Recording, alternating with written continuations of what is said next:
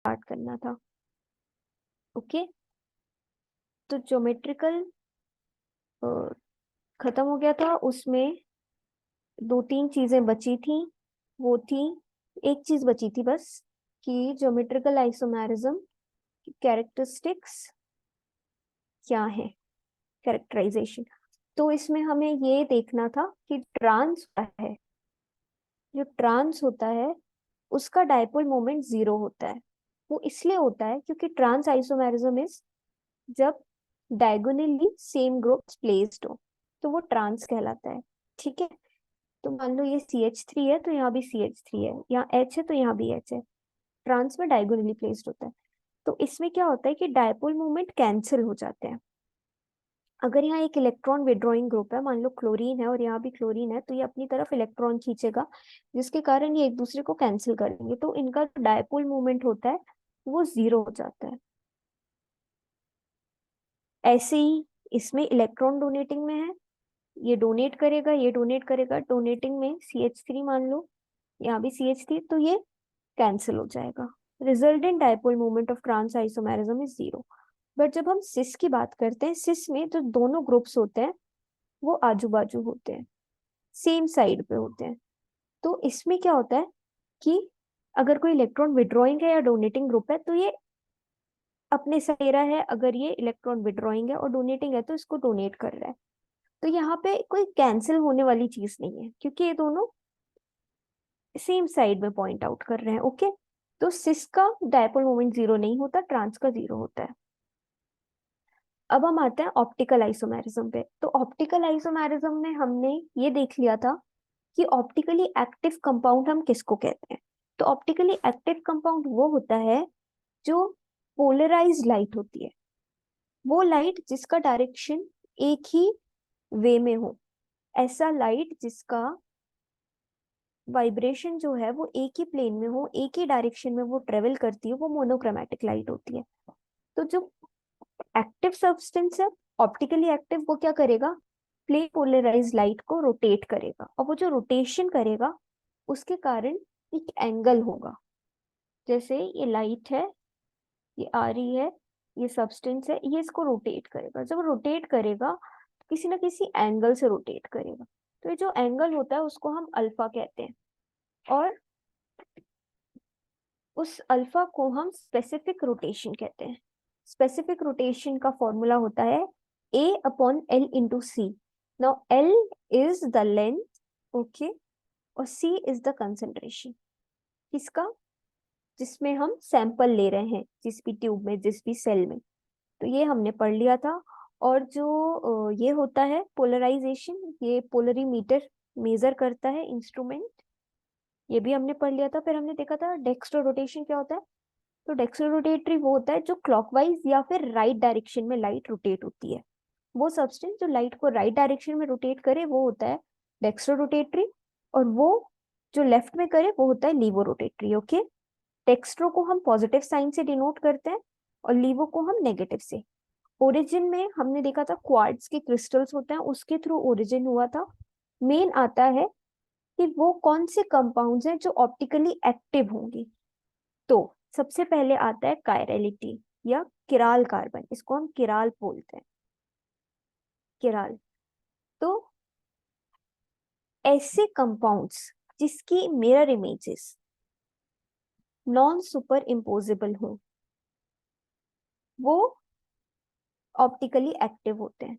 और किराल कार्बन क्या होता है, वो कार्बन जिससे चारों डिफरेंट ग्रुप जुड़े हों, वो कार्बन किराल कार्बन। जैसे यहाँ CH3 है, यहाँ H है, यहाँ कोई और है, यहाँ कोई और है। तो दिस इज अ किराल कार्बन, इसको हम एस्ट्रिक या स्टार से डिनोट करते हैं। ओके, जैसे कि यहाँ पे एग्जांपल हैंड का दिया हुआ है, ये क्या शो कर रहा है कि नॉन सुपर इम्पोजिबल है हमारे हैंड। जब आप मिरर के सामने रखोगे तो जो सामने इमेज बनेगी वो डिफरेंट होगी, और जब आप उसको ऐसे करोगे तो ये ऐसे आपस में नहीं होंगी, they will be like this, है ना। तो ये नॉन सुपर इम्पोजिबल है, तो मिरर इमेजेस है। Mirror images are not superimposable and they are optically active. So in Greek language chiral, जो कायरल है उसको हम किराल प्रोनाउंस करते हैं, एंड वो कार्बन जिसमें कि सुपर इम्पोजिबल मिरर इमेजेस बनेंगी वो एकिराल कार्बन है। तो दिस ये वाला जो है ये लैक्टिक एसिड है, इसमें चारों ग्रुप डिफरेंट है, तो it is a optically active compound because चारों ग्रुप डिफरेंट है, and it is a non superimposable, it will form a non superimposable mirror image. Okay, chiral carbon को हम asymmetric भी कहते हैं, ठीक है। Such a molecule with 4 different substituent is asymmetric, that is they are without symmetry। इसको आप बीच से काटोगे तो ये इमेज आपस में सुपर इम्पोजिबल नहीं है। Okay, since it is the molecule itself which is chiral rather than one of its atom, it has been suggested that it is more correct to call carbon atom of this type as stereocenter। तो stereocenter वो जो कि chiral carbon है, तो this carbon is the stereocenter। Okay, now ये समझ आया बच्चों ऑप्टिकली एक्टिव कंपाउंड क्या होता है। उसकी पहली प्रॉपर्टी समझ आई कि वो किराल होना चाहिए, उसमें किराल कार्बन होना चाहिए। कोमल, राधा, सविता, लकी। मैम एक बार दोबारा बता दोगे आप? हाँ देखो, हम बात कर रहे हैं ऑप्टिकल आइसोमेरिज्म की। तो ऑप्टिकल आइसोमेरिज्म की जब हम बात करते हैं तो हम बोलते हैं कि कोई लाइट अगर सब्सटेंस पे फॉल कर रही है तो वो उसको कैसे रोटेट कर रहा है। जब रोटेशन की बात आती है तो ऑप्टिकल आइसोमेरिज्म की बात आती है। तो ऐसे कौन से कंपाउंड्स हैं, सब्सटेंस हैं, मॉलिक्यूल्स हैं जो कि ऑप्टिकल आइसोमेरिज्म को शो करेंगे। तो वो उसकी कुछ प्रॉपर्टीज हैं। तो सबसे पहली जो प्रॉपर्टी थी वो किराल कार्बन था।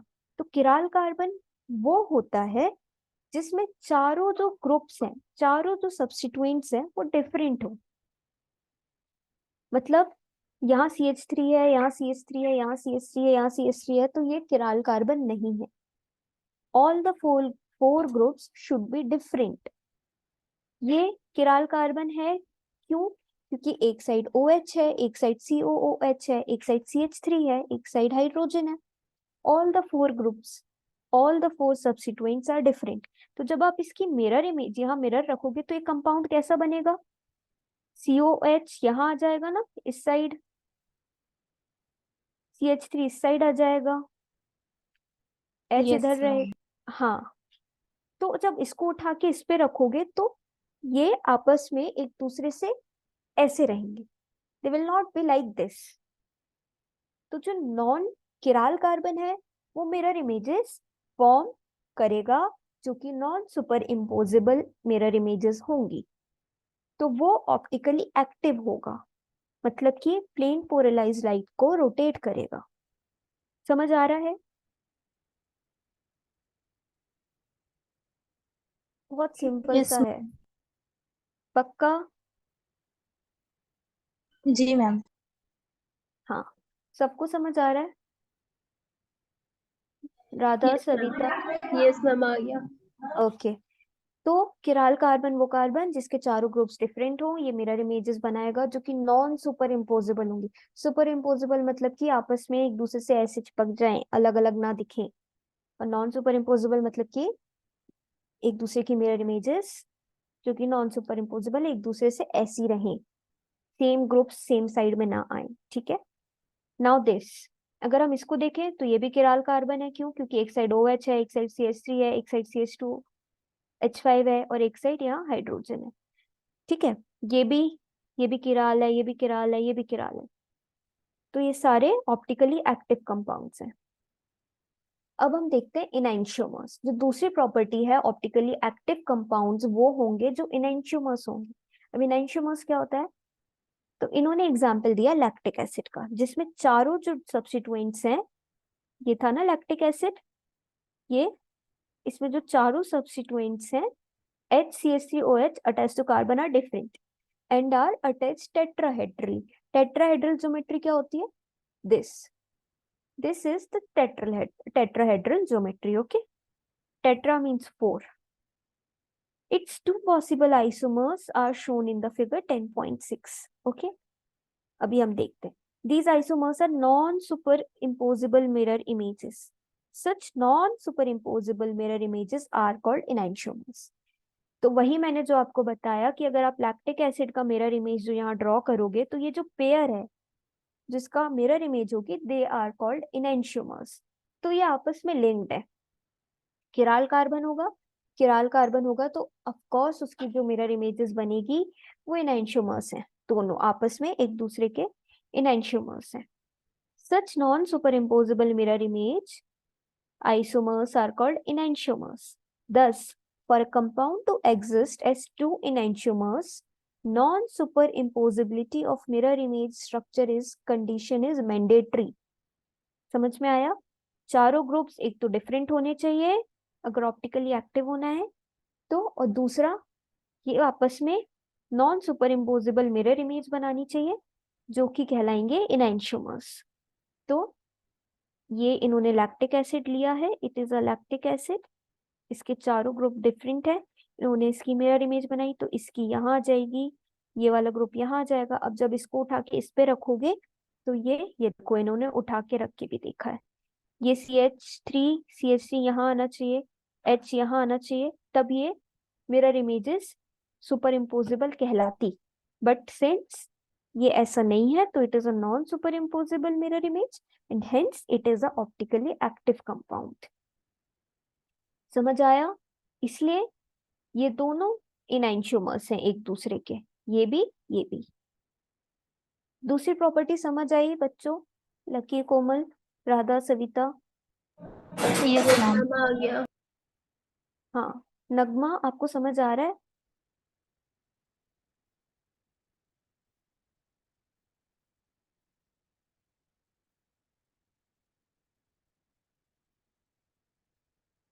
ठीक है। अब जैसे मैंने आपको बताया कि अगर ये पता करना है कि इनैंशियोमर्स हैं कि नहीं तो क्या करोगे, एक कंपाउंड को उठा के उस पे ऐसे रख के देखना, इमेजिन करके देखना कि ये आपस में ऐसे रखेंगे तो ये नॉन सुपर इम्पोजेबल होना चाहिए तो इनैंशियोमर्स होंगे। ठीक है, ओके। फिर thus chirality is a necessary and sufficient condition for the existence of enantiomers. Simple सी बात है, only chiral molecules can exist as enantiomers. ये भी हमने पढ़ लिया कि जो कायरल होगा सिर्फ वही इनैंशियोमर्स बना सकता है, मतलब कि वही मिरर इमेजेस बना सकता है। तो enantiomers are nothing but mirror images of a chiral compound, है ना? सही बात है ना? क्यों बच्चों, सही बात है ना? Enantiomers are nothing but the non-superimposable mirror images of chiral compound। ये लाइन ट्रू है कि फॉल्स है?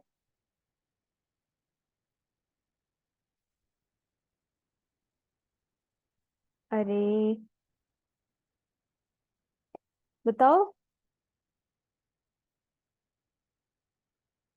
ट्रू। हाँ, गुड। वो आंसर आई थिंक नैंसी ने किया होगा। यस। हम्म, ठीक है। Diastereomers.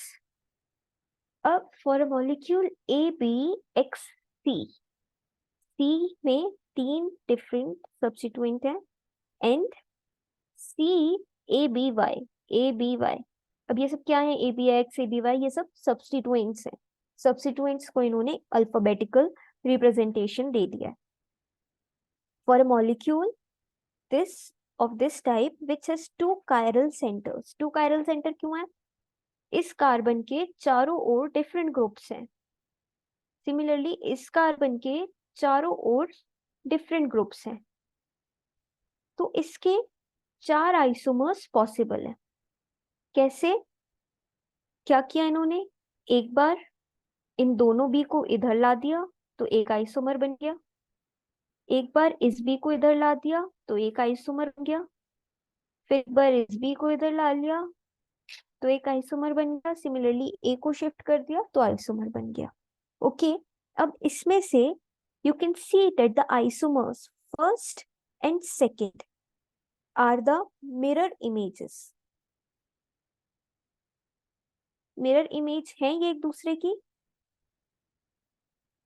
Yes ma'am. Similarly third and fourth are the mirror images isomers. Since first and second are non-superimposable, and so also the third and fourth. ये non superimposable है, इसको उठा के तुम इस पे रखोगे तो बी वाला साइड जो है वो ए साइड आएगा और जो ए वाला साइड है वो बी साइड आएगा, ठीक है ना। तो ये फर्स्ट सेकेंड आपस में non superimposable mirror images है, वैसे ही थर्ड फोर्थ भी। तो hence first second and third fourth are the two enantiomers pairs, है कि नहीं है?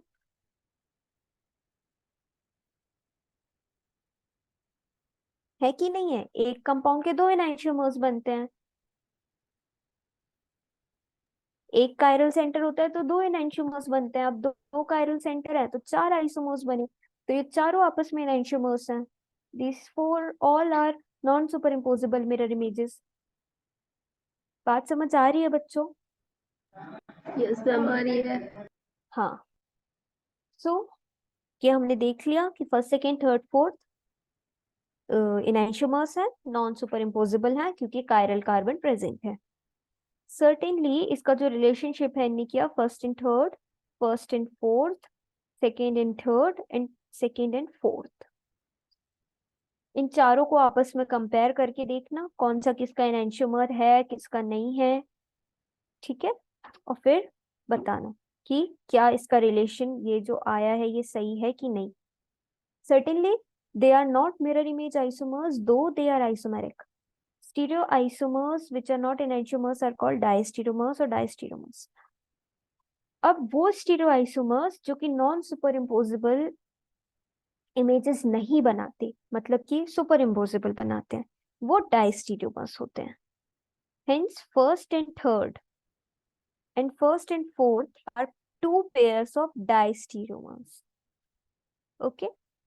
Similarly, second and fourth are the two pairs of डाइस्टीरियोमर्स। अब वो जो एनैंशियोमर्स एक दूसरे के नहीं है वो डाइस्टीरियोमर्स हैं। ओके, सिंपल सी बात है। आपने इन दोनों को कंपेयर कर लिया, ये दोनों एनैंशियोमर्स थे क्योंकि नॉन सुपर इम्पोजेबल थे। अब इसको इससे कंपेयर करोगे तो ये दोनों आपस में डाइस्टीरियोमर्स हैं। क्यों? क्योंकि ये एनैंशियोमर्स नहीं है, ठीक है।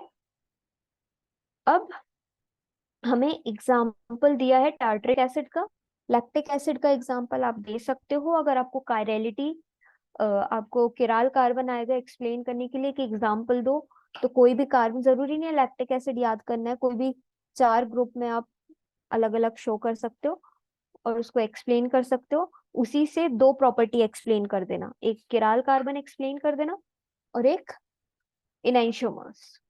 Now let us take the example of tartaric acid. It has two chiral centre. कैसे? अगर ये एक कार्बन है, इससे एक OH जुड़ा हुआ है और एक COOH और एक इस C से H जुड़ा है, तो चारों ग्रुप जो है इसके डिफरेंट है। ऐसे ही इसके भी चारों ग्रुप डिफरेंट है, तो इसके भी चार एनैंशियोमर्स बनेंगे। ओके, और डायस्टीरियोमर्स भी बनेंगे। The possible isomers of tartaric acid are fifth, sixth, seventh and eighth. Fifth, sixth, seventh and eighth. अब क्या किया इन्होंने, इसको रिप्रेजेंट किया, इसकी मिरर इमेज बनाई, इसको उठा के इस पे रखोगे, नॉन सुपर इम्पोजेबल है तो एनैंशियोमर है। सिमिलरली ये भी है। ओके,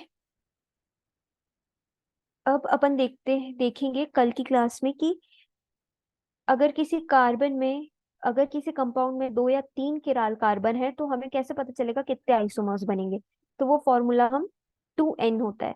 अगर तीन कार्बन है, तीन किराल कार्बन है तो 2 की पावर 3, अगर चार है तो 2 की पावर 4। इतने, इसको जब मल्टीप्लाई करोगे 2 × 2 × 2 × 2, तो जितना नंबर आएगा, मान लो 8 आता है, 12 आता है, तो उतने नंबर ऑफ आइसोमर्स बनेंगे किसी भी गिवन कंपाउंड के, ठीक है। फिर कल अपन दो प्रॉपर्टी बची हैं, एक मीजो और एक और बचा है, वो कंप्लीट करेंगे, ठीक है। आज आप लोग की क्लास यहाँ पे खत्म करते हैं। सेकेंड ईयर की क्लास स्टार्ट होगी 9 बजे से। समझ आया आज का सभी को?